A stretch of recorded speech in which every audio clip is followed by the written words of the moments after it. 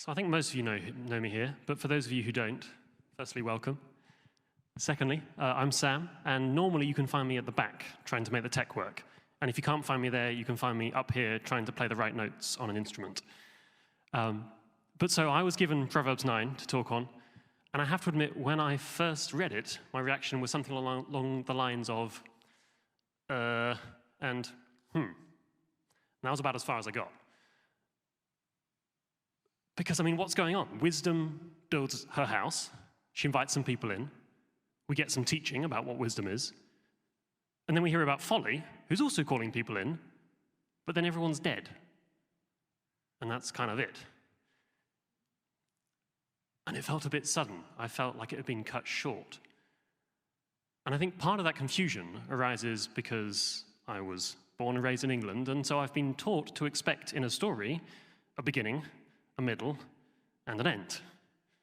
And you expect everything to lead towards that end, and then you expect the end to make sense of it all. And that's not quite what Proverbs 9 does, because it's been written using a structure which, to use the technical term, is chiastic. Now, we're going to pop up the spelling on this. There we go, by the magic of tech. That's how you spell it. And what it basically means is that the passage mirrors itself. So the passage about wisdom and the passage about folly are almost exactly identical. And the crucial thing about this kind of structure is that if it has a middle section as well, that middle section tends to be where you find the crucial bit of information. This might seem a bit of a complex way of trying to get a point across, but we do encounter this structure in everyday life. And I'm going to prove this because I'm going to get you to finish some sentences. So wake up, because you're going to have to respond and participate in this bit. I'm going to give you the beginning of a sentence, and you give me the end of it. First one, when the going gets tough. Hey! Second one, all for one, and to bring it back to the Bible, the Sabbath was made for man, not. Those are all chiastic sentences. The beginning is the exact opposite of the end. So we do know the structure, we know how it works, but we're not particularly familiar with it. But knowing this, what does that actually tell us about the passage?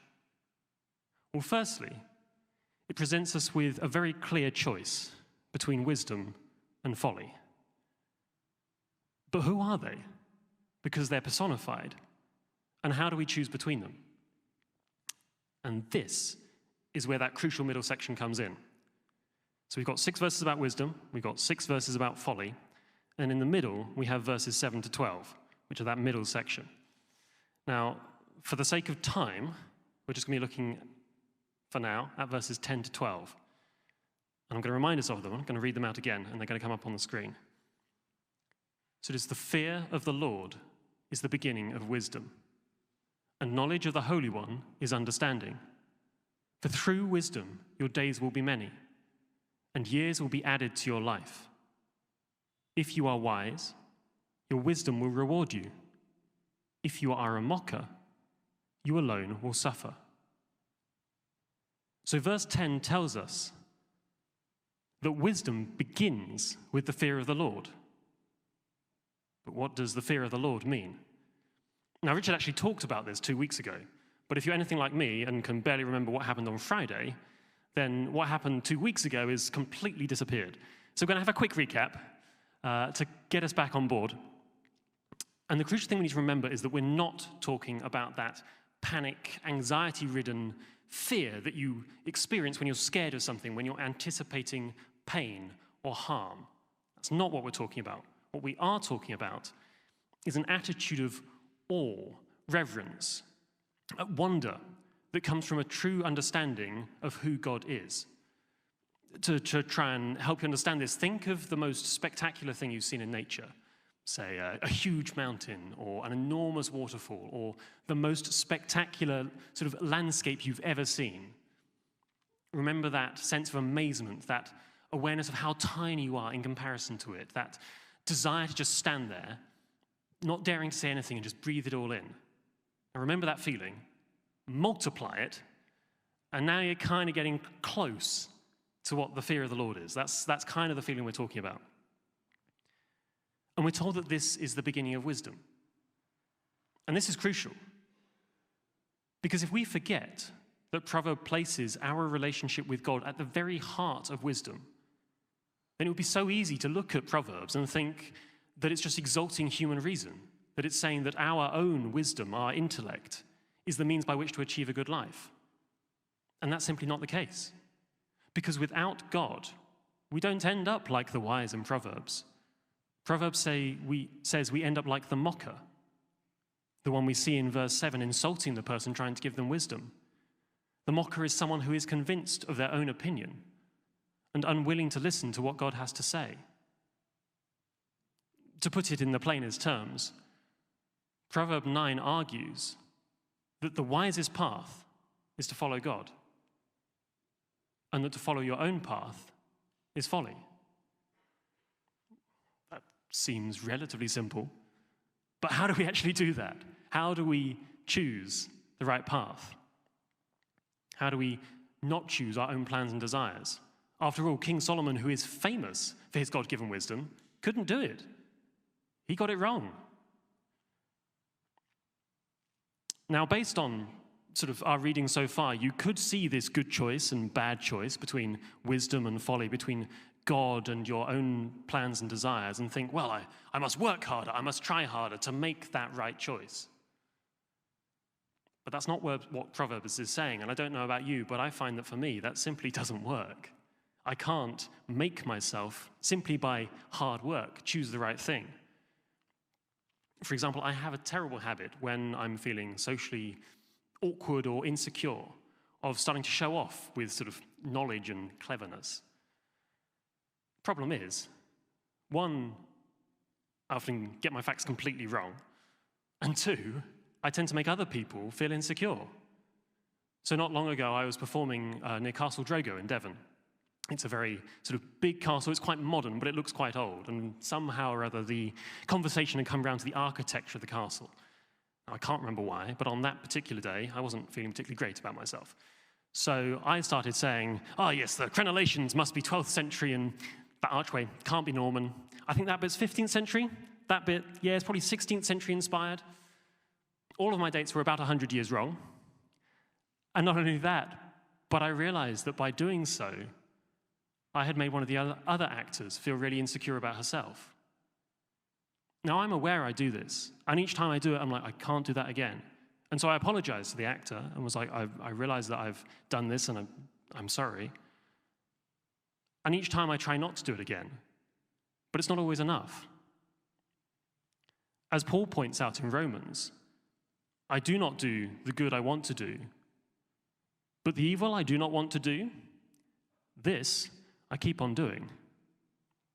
Just trying harder to make the right choice doesn't work. In fact, the only person who has ever managed to perfectly follow God and always make the right choice is Jesus. But this is actually fantastic news, because as a result, he fulfilled the law.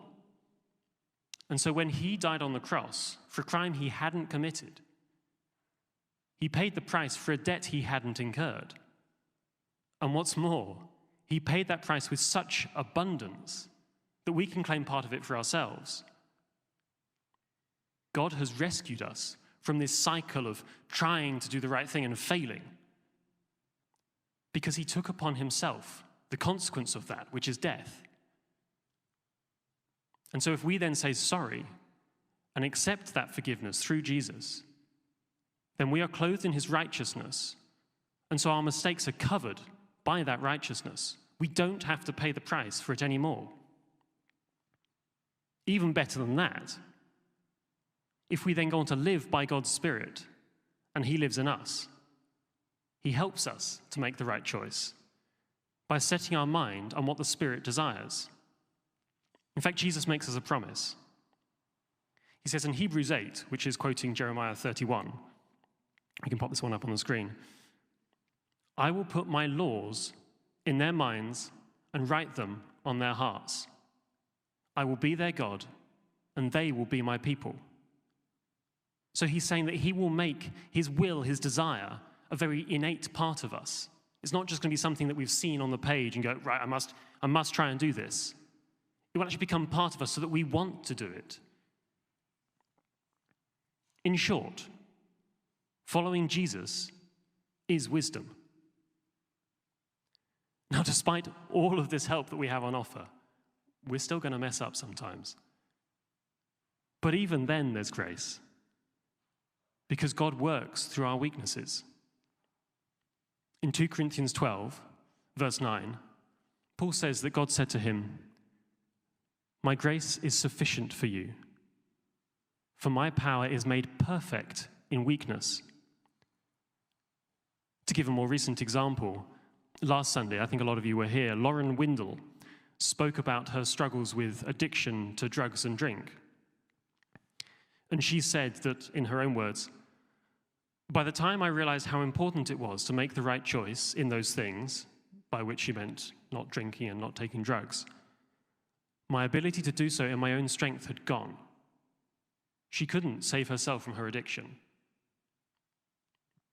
The drugs and alcohol had had too strong a hold on her. But nonetheless, she's now 7 years into recovery. She said, "I 100% believe I saw a miracle the day he pulled me out of it." So God's power was made clear because her own strength wasn't enough. She couldn't do it. So when it happened, it becomes clear that God did. What is more, thanks to that moment and her continued walk with God, she's now able to help thousands of people with their own struggles with addiction. And so she quoted Paul saying, "Therefore I will boast all the more gladly about my weaknesses, so that Christ's power may rest on me." Wisdom called the inhabitants of the city to come and eat with her and follow her instruction.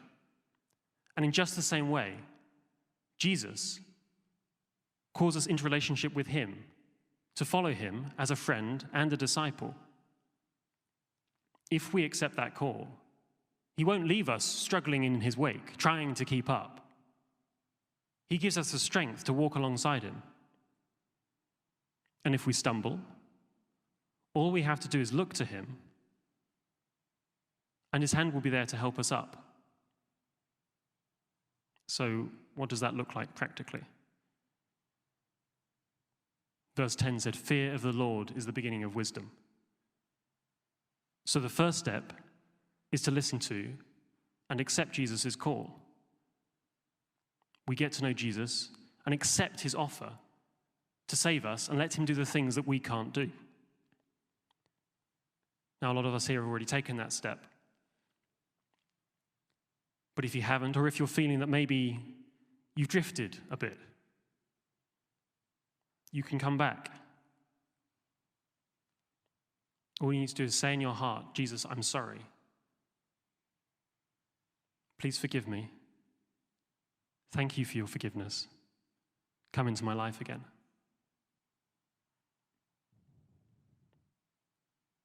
And that is the beginning of the journey of a lifetime and beyond. We can then continue to get to know Jesus. And we've only got time to touch on a few brief things, but part of that is pray, both in the good times and the bad times. It says, casting all your anxieties on him because he cares for you.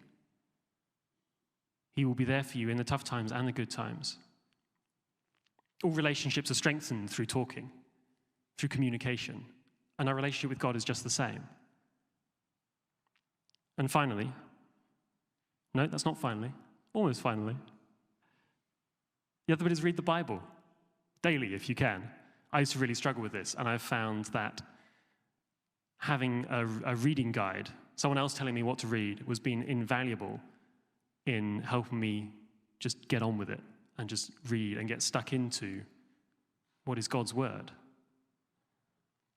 So, finally, talk to the people around you, learn from them, encourage each other. Proverbs 9 says, "Instruct the wise and they will be wiser still.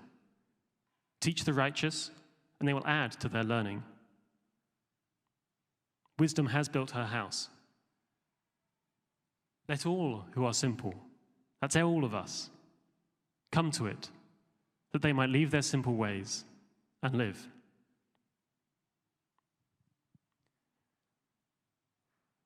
God, thank you that you are here with us. Thank you that you provide your infinite wisdom to us. Thank you that you have forgiven us and that you walk alongside us as you draw us closer to you. Amen.